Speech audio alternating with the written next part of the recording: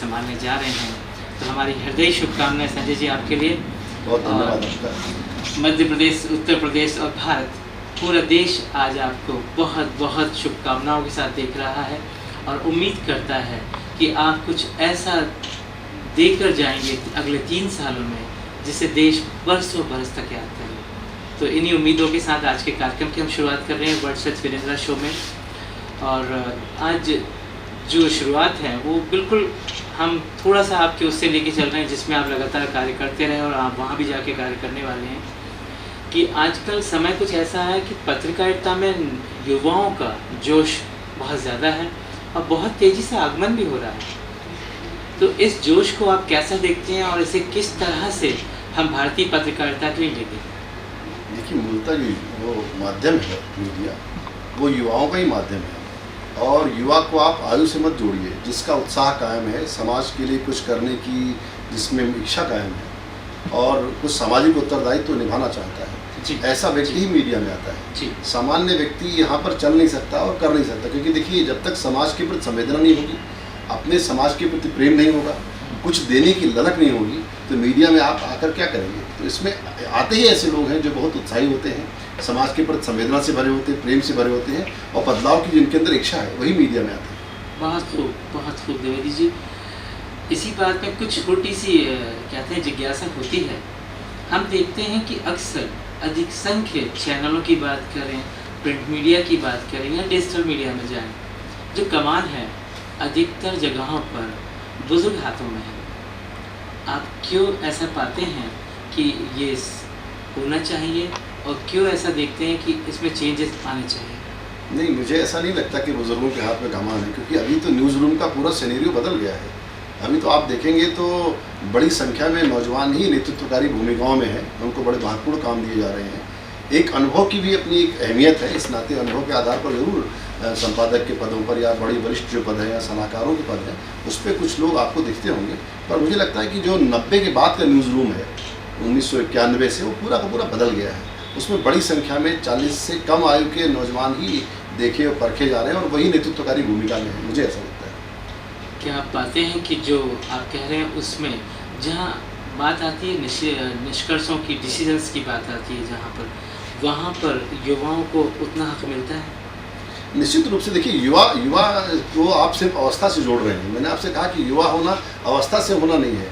अगर आपका दिमाग जवान है, आप में कुछ करने की तड़फ है, आप नेतृत्वकारी भूमिकाएं निभा सकते हैं, तो आयु बहुत मायने नहीं रखती। मुझे लगता है कि अनुभव और उत्साह जो है, दोनों का जो संगम रहता है, वही संस्थान आगे बढ़ते हैं, जहाँ पर युवाओं और बुजुर्गों का मेल रहता है। मतलब अनुभव भी है, उत्साह भी है, दोनों मिलकर ही किसी संस्थान को सार्थक बनाते हैं और सिद्ध करते हैं उसको। यानी आप ये कहना चाहते हैं कि ये एकदम से एक संयुक्त भूमिका है युवाओं की और वरिष्ठों की? बिल्कुल, और ऐसा ही चलेगी। हाँ, मिलकर ही काम करना पड़ेगा, क्योंकि अनुभव और उत्साह दोनों का संगम तो आवश्यक ही है। बहुत धन्यवाद।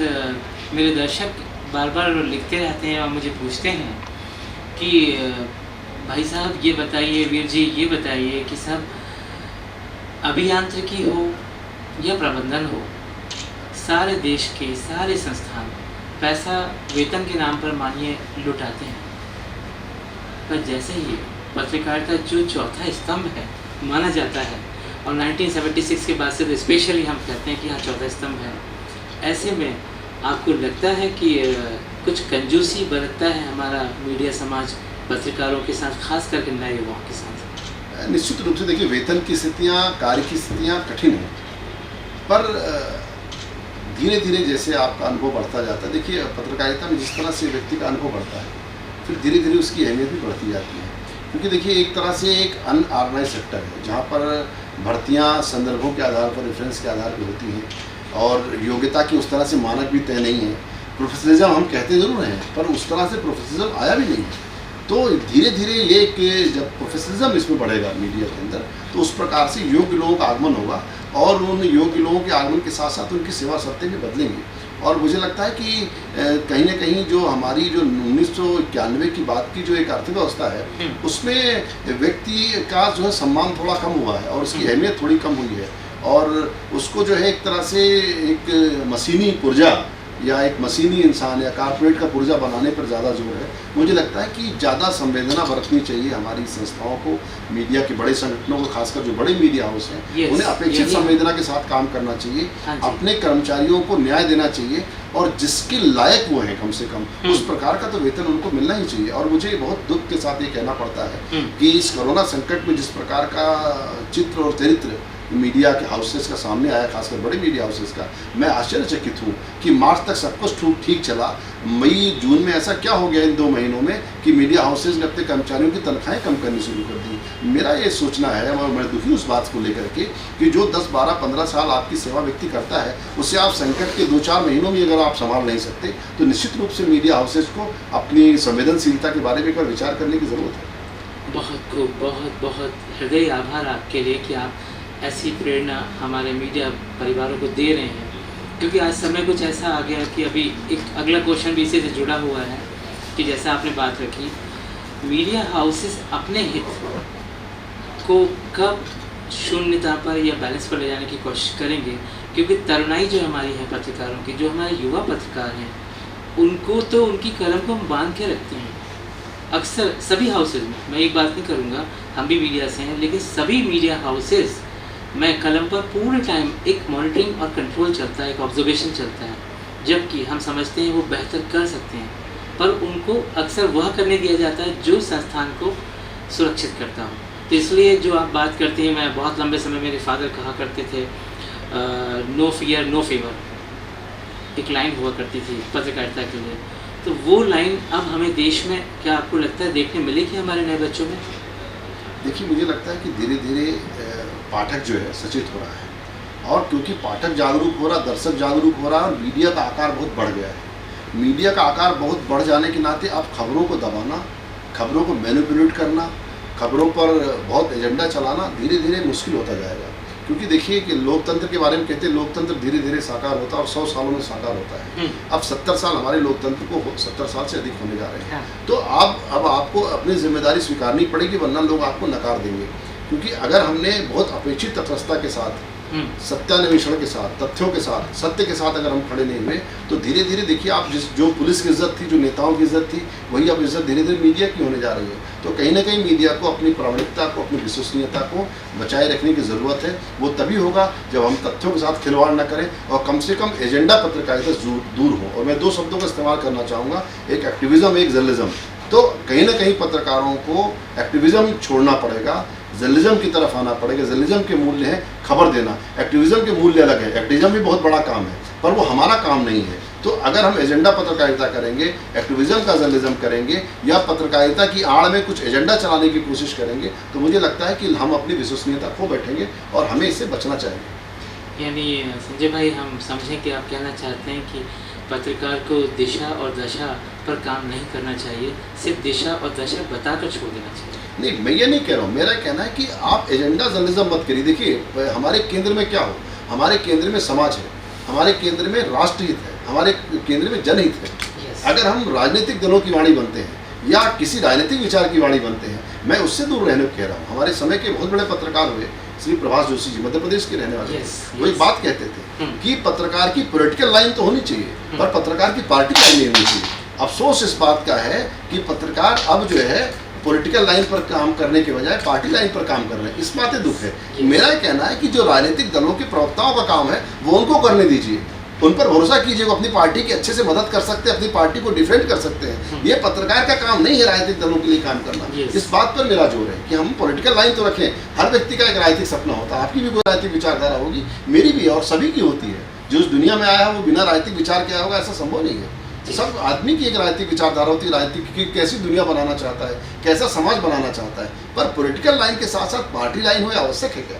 बिल्कुल नहीं। यानी कि इसको हम ऐसा माने कि आप ये कहना चाहते हैं कि हम सिर्फ और सिर्फ समाचार प्रस्तुत करें और विश्लेषण उन पर छोड़ें? नहीं, मैंने ऐसा नहीं कहा।